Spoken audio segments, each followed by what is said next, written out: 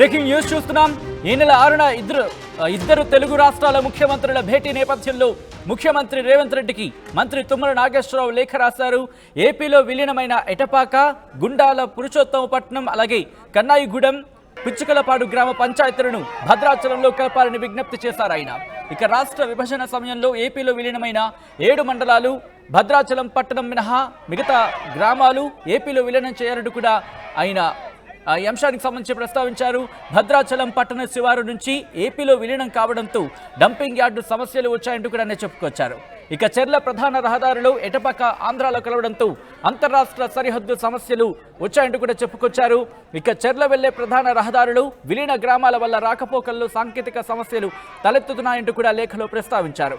భద్రాచలం దేవాలయం భూములు పురుషోత్తమపట్నంలో ఉండడంతో పర్యవేక్షణ కరువైందన్నారు. ఇప్పటికే తెలంగాణలో కలుస్తామంటూ తీర్మానాలు చేసిన 5 గ్రామ పంచాయతీలకు సంబంధించి ఆయన ప్రస్తావించారు. ఇక ప్రజల అభిప్రాయం దృష్టిలో ఉంచుకొని 5 గ్రామాలను తెలంగాణలో కలిపేలా నిర్ణయం తీసుకోవాలంటూ కూడా తుమ్మల లేఖలో ప్రస్తావించారు.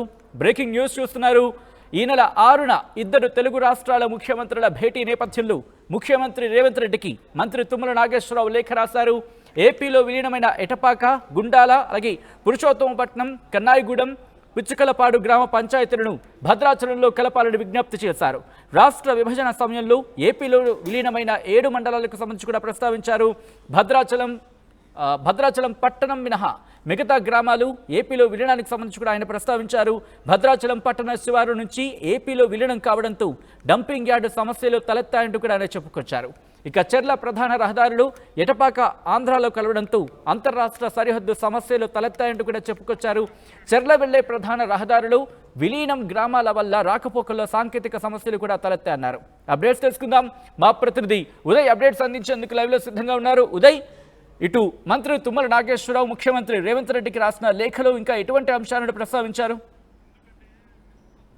జూలై 6వ తేదీన తెలుగు రాష్ట్రాల సీఎంలు రేవంత్ రెడ్డి, చంద్రబాబు నాయుడు భేటీ కాబోతున్నారు. హైదరాబాద్ కేంద్రంగానే ఈ భేటీ ఉండబోతుంది. అయితే ప్రధానంగా దశాబ్ద కాలంలో అటు విభజన తర్వాత ఎదుర్కొన్నటువంటి సమస్యలు కావచ్చు, పెండింగ్ అంశాలపై అటు ఇరు రాష్ట్రాల సీఎంలు అయితే పూర్తిగా చర్చించున్నారు. ఇదే ప్రధాన ఎజెండాగా అటు రేవంత్ రెడ్డి, చంద్రబాబు నాయుడు భేటీ అయితే జరగబోతోంది. ఏదేమైనప్పటికీ ఈ నేపథ్యంలో తెలంగాణ ప్రభుత్వం చాలా కీలకమైనటువంటి నిర్ణయాలను ఈ ఎజెండాలో చేర్చేందుకు ఇప్పటికీ కసరత్తు ముమ్మరం చేసి అందులో భాగంగానే గత కొద్దిసేపు క్రితం అత్యున్నత సమావేశం కూడా నిర్వహించారు. ప్రధానంగా అన్ని శాఖలకు సంబంధించినటువంటి అధికార యంత్రాంగంతో పాటు మంత్రుల సలహాలు, సూచనలు, మంత్రుల ఉన్నటువంటి అభిప్రాయాలను కూడా ఇప్పటికే రేవంత్ రెడ్డి స్వయంగా అడిగి తెలుసుకుంటున్నటువంటి పరిస్థితి కనిపిస్తుంది. అయితే ఈ నేపథ్యంలో గత కొద్దిసేపటి క్రితం వ్యవసాయ శాఖ మంత్రి తుమ్మల నాగేశ్వరరావు సీఎం రేవంత్ రెడ్డికి ఒక కీలకమైనటువంటి లేఖ రాసినట్లయితే మనకు సమాచారం అయితే అందుతుంది. అందులో ప్రధానంగా భద్రాచలం నుంచి విడిపోయినటువంటి ఆ 7 మండలాలకు సంబంధించినటువంటి అంశంలో ప్రధానంగా 5 గ్రామ పంచాయతీలను తిరిగి తెలంగాణలో విలీనం చేయాలన్న డిమాండ్ మొదటి నుంచి కూడా ఉన్న నేపథ్యంలో ఆ డిమాండ్ ను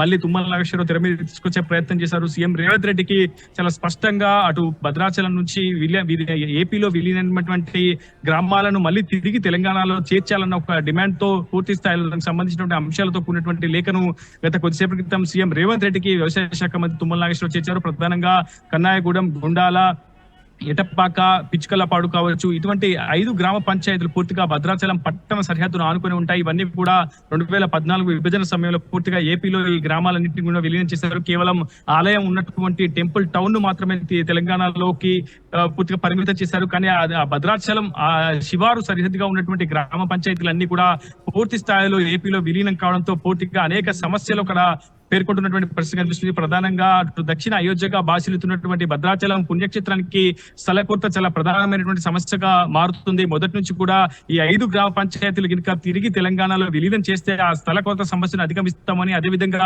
భద్రాచలం పుణ్యక్షేత్రానికి సంబంధించినటువంటి 1000 ఎకరాల భూమి అంతా కూడా ఆంధ్రప్రదేశ్ లోని పురుషోత్తపట్నం గ్రామ పంచాయతీలోనే కొలువై ఉంది కనుక ఖచ్చితంగా తిరిగి ఆ గ్రామాన్ని తెలంగాణలో చేర్చడం ద్వారా ఆలయానికి కూడా ఆర్థిక అభివృద్ధి చేకూరుతుంది. ప్రధానంగా ఆలయానికి సంబంధించిన భూములన్నీ తిరిగి ఆలయానికి చేరే అవకాశం ఉంటుంది. ఎందుకంటే ఇప్పటికే న్యాయపరమైనటువంటి సమస్యలు కూడా తలెత్తుతున్నాయి కనుక ఖచ్చితంగా ఈ అంశంలో ప్రత్యేక చొరవ చూపించాలంటూ సీఎం రేవంత్ రెడ్డికి తుమ్మల నాగేశ్వరరావు అయితే లేఖ రాశారు. అందులో ప్రధానంగా అంతర్రాష్ట్ర సరిహద్దు సమస్యలను కూడా తుమ్మల నాగేశ్వరరావు ఉటంకించినటువంటి పరిస్థితి కనిపిస్తుంది. అటు భద్రాచలం నుంచి చర్ల వెళ్లే ప్రధాన రహదారిలో ఉన్నటువంటి మార్గ మధ్యలో ఉన్నటువంటి ఎటపాక గ్రామం ఆంధ్రాలో కలవడం వల్ల పూర్తిగా తెలంగాణలో ఒక గ్రామం నుంచి మరొక గ్రామానికి వెళ్ళాలంటే, ఒక మండలం నుంచి మరొక మండలానికి వెళ్ళాలంటే ఏపీలో విలీనమైనటువంటి ఏపీ గ్రామాల మీదుగానే వెళ్లాల్సి వస్తుంది. సో దీంతో అంతర్రాష్ట్ర సరిహద్దు సమస్యలు కూడా ఏర్పడుతున్నాయన్న అంశాన్ని కూడా తుమ్మల నాగేశ్వరరావు ఉటంకించారు లేఖలో. మొత్తం మీద ఏదేమైనప్పటికీ మళ్ళీ ఇరు రాష్ట్రాల సీఎంలు భేటీ కావడంతో ఒక్కసారిగా విభజన సమస్యలన్నీ ఒక్కొక్కటిగా తెర మీదకి వచ్చే అవకాశం అయితే కనబడుతుంది. అందులో ప్రధానంగా విలీన గ్రామ పంచాయతీల అంశం కూడా ప్రస్తుతం తెర మీదకి వచ్చింది. అయితే మొదటి నుంచి కూడా 5 గ్రామ పంచాయతీలకు సంబంధించినటువంటి పంచాయతీ కార్యవర్గం అంతా గతంలోనే తీర్మానం చేసుకున్నటువంటి పరిస్థితి ఉంది.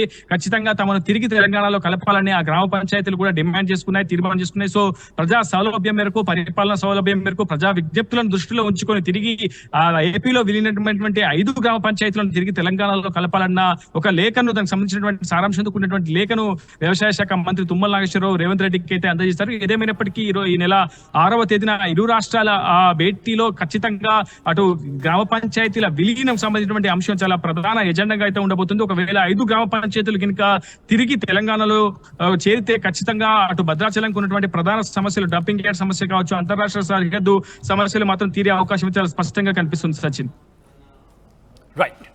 రైట్ ఉదయ్.